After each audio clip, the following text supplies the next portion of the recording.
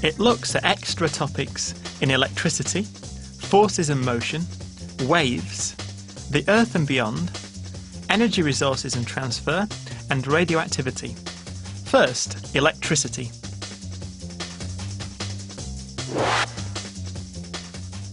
In this section, we'll look further at energy transfers in circuits, mains electricity, and electric charge. First, energy transfers in circuits.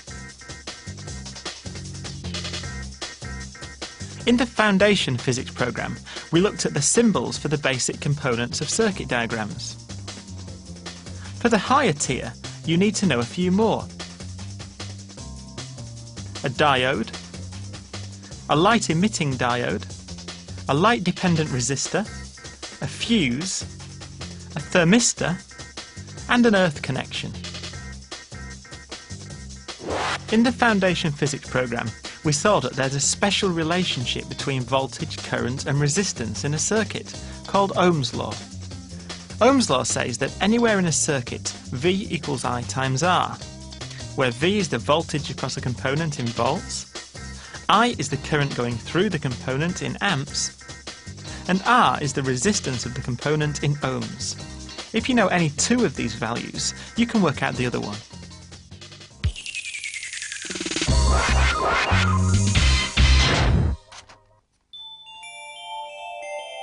Here's a sample question that uses Ohm's law.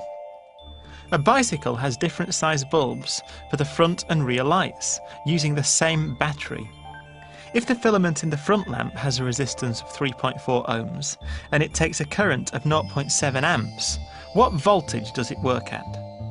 The rear lamp works at 0.5 amps. What is its resistance? Now, we're told that the current through the front bulb is 0.7 amps and that the resistance is 3.4 ohms. From Ohm's law, we know that the voltage V equals I times R, the current times the resistance. So V equals 0.7 amps times 3.4 ohms. That's 2.38 volts.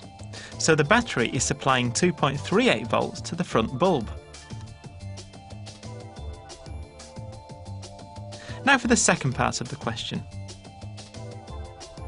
We're told that the current through the rear bulb is 0.5 amps, and we've just worked out that the voltage both lamps are using is 2.38 volts. We can work out the resistance using Ohm's law again. We know that the resistance R equals the voltage V divided by the current I. That's 2.38 divided by 0.5 equals 4.76 ohms.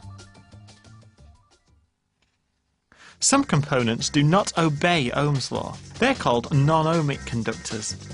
A bulb filament is a non-ohmic conductor. As the voltage across a bulb filament increases, it gets hotter and its resistance increases. A current voltage graph for a bulb filament curves downwards as the voltage increases. That's because the resistance is increasing and reducing the rate of increase of the current. A thermistor is another non-ohmic conductor.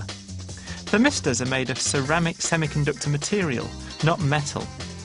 Unlike a normal resistor, the resistance of a thermistor is lower at higher temperatures. Thermistors are used to measure and control temperature, for example in a thermostat. A light-dependent resistor, or LDR, behaves in a similar way.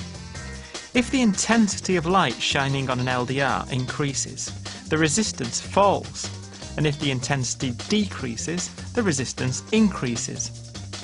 LDRs are used to switch circuits on and off automatically as the ambient light level changes, like in streetlights.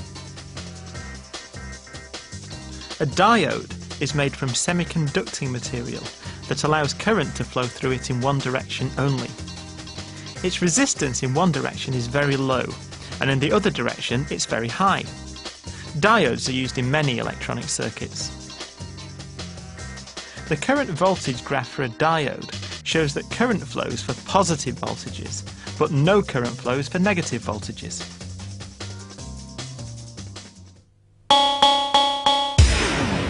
That's the end of this higher tier section on energy transfer in circuits.